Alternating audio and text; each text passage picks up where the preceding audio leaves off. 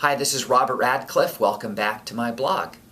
So, if you're considering selling your house, one of the ways to interview a realtor, well, there are many, is of course meeting with them.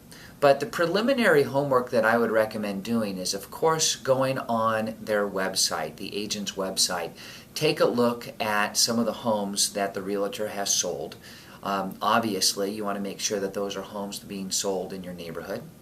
Also within a price range that's about similar to where you're going to be selling for can usually help. But most importantly, it's actually the area. The area that the agent specializes in is really, really critical.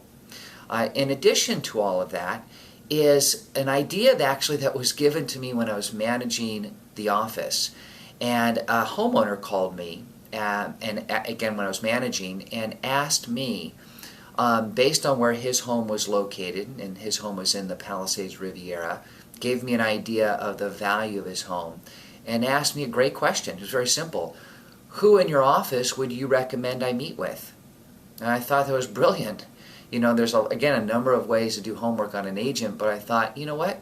This guy's pretty smart. Just call the manager of the office and ask the manager. So obviously in that case I gave a recommendation, and I think it's a great way to interview an agent.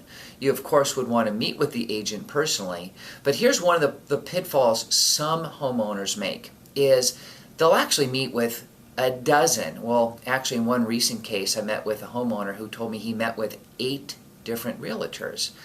And I mentioned to him, I said, wow, 8? I said, here's the only problem with that. Why I can appreciate you doing your homework and that's smart. Maybe you met with too many. Because remember this, realtors sometimes will take it personally if they don't get hired for the job. You know, a kind of a silly example is back in high school, if a boy asks a girl to the prom and then says later to the girl who said yes that she would like to go with him, and he later calls her and says, by the way, I chose someone else. How do you think that girl feels? Probably a little bummed out.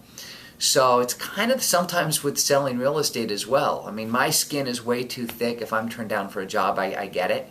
And it sometimes happens, usually if I'm too honest with the client about what it will take to get their home sold.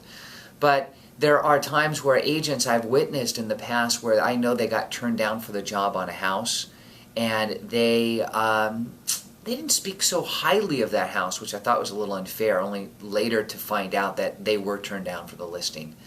Anyhow, I hope that information helps when choosing your agent, and I hope the information on this blog you're finding informative. Again, my name is Robert Radcliffe, and thank you for considering the Radcliffe Group and myself for any of your real estate needs.